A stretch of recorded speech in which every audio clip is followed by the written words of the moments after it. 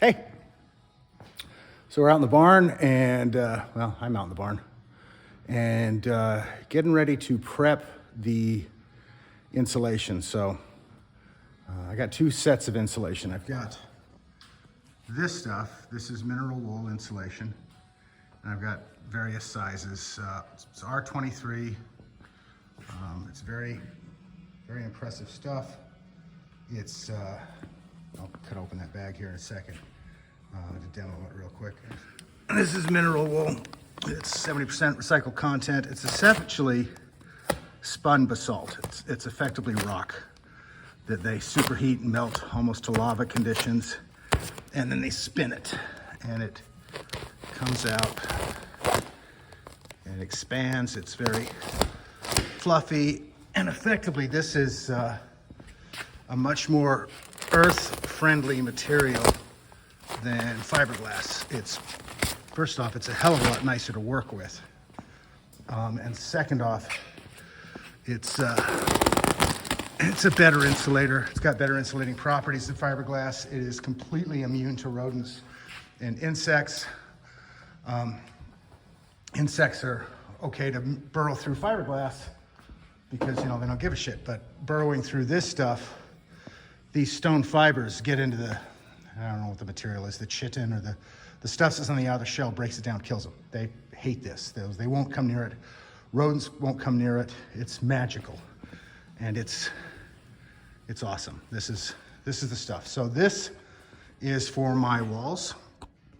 I'll do standard blow-in up in the ceiling, but if you'll come and look right up here, you see that pink.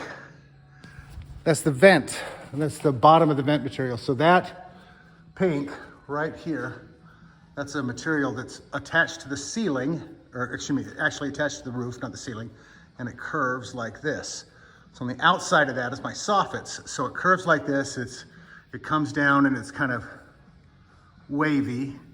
And what that allows to happen is it allows air to flow through the soffits up inside the ceiling, between the ceiling and that pink material, all the way up to the ridge vent. So I get circulation, keeps moisture issues down in the ceiling, allows it to vent and breathe, and stops all the problems that come with uncirculating airspace.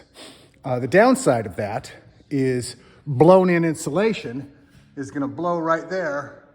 It's gonna blow right through there and just fall down.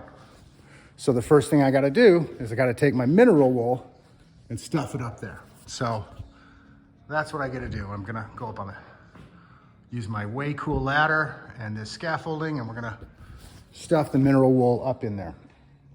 One of the really nice things about dealing with mineral wool is cutting it. When you have to cut fiberglass, it's kind of a pain in the ass. You use shears or knife or whatever, and it's messy and it's icky and it doesn't work well.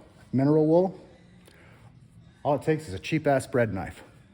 I got this at the local thrift shop. I think it cost me 69 or 79 cents, and it works perfect. You just saw mineral wool as you need, saw it to the length of whatever, take the chunk, stuff it in. The other cool thing about mineral wool is it maintains its shape. So with fiberglass insulation, like with batting with fiberglass, if you put the fiberglass in here, you have to staple it, and then you have to have I'm so tired, I lost the other word, another stud here, and you got to staple it to the stud, and you staple the stud all the way down, because fiberglass is a really good insulator, but it's kind of floppy. This stuff is very firm, it's very hard and stiff, and it maintains its shape. So when you stuff it in here, it's gonna wanna stay in its same place. And as long as you run a screw through, that I talked about in the other video, I've got those long screws with the big washers. As long as you run a screw through to kind of basically hold it in place, it will hold its shape, and it'll hold its shape forever. So mineral wool's the way to go. Unfortunately, it's normally much more expensive than fiberglass.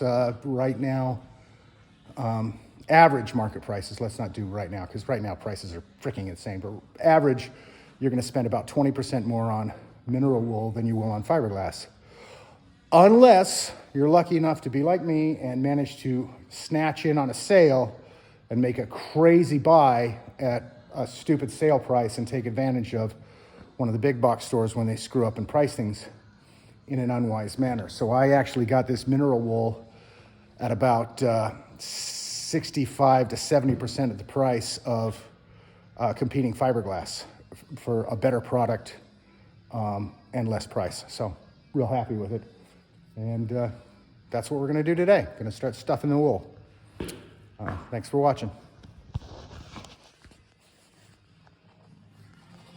Okay, so here I'm up on the scaffolding, and I want to just do a real quick demo on how easy this stuff is to cut when you have a bread knife. It's stupid easy. So there's my mineral wool, here's my dotted line, here's my bread knife.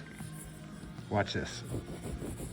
It is literally this freaking easy to cut. That's just insane.